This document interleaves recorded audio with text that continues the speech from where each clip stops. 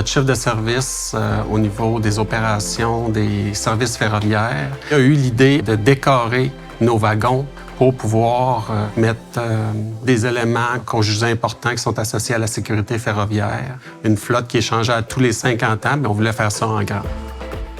C'est Rio Tinto Roberval Saguenay qui m'ont approché en fait pour voir si un projet de faire des illustrations avec mes étudiants pour leur nouvelle flotte de wagons là, pouvait m'intéresser. J'ai dit bien sûr, on va faire ça. L'importance de ce projet-là, c'est que pour eux, c'est une réalisation concrète. Donc, ils vont voir la mise en forme et le résultat final qui va perdurer dans le temps. Donc, c'est un legs qu'ils font dans la communauté. Un grand merci encore à tous et à toutes pour votre participation. C'est maintenant le temps d'annoncer les 4 gagnants. Chacun des 4 gagnants va recevoir une bourse de 500 $.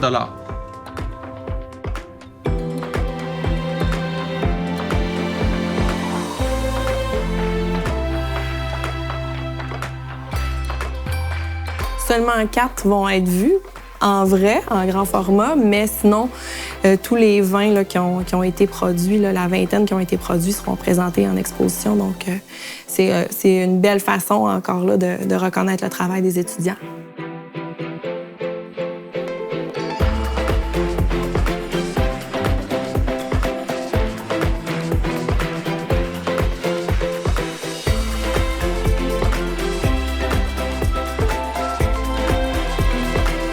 Je voulais faire quelque chose qui impacte en fait le visuel, que la personne regarde le train et fait « Oh, c'est vrai, c'est comme un lion géant qui va venir te manger, il faut vraiment rester à 5 mètres. » C'est quand même monumental. Puis de savoir que ça va rester 50 ans dans le paysage régional, c'est une immense fierté.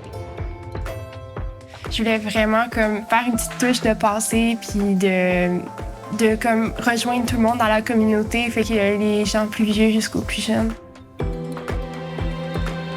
C'est aussi de voir son nom.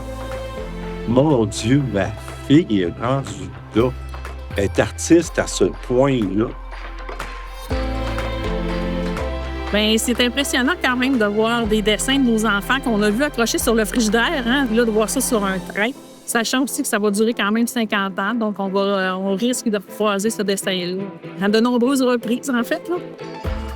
Bien, moi, ce que je voulais faire, c'est vraiment rassembler le monde de chez nous. Puis je voulais vraiment illustrer un paysage familier que quand le monde le regarde, bien, il pense à chez nous.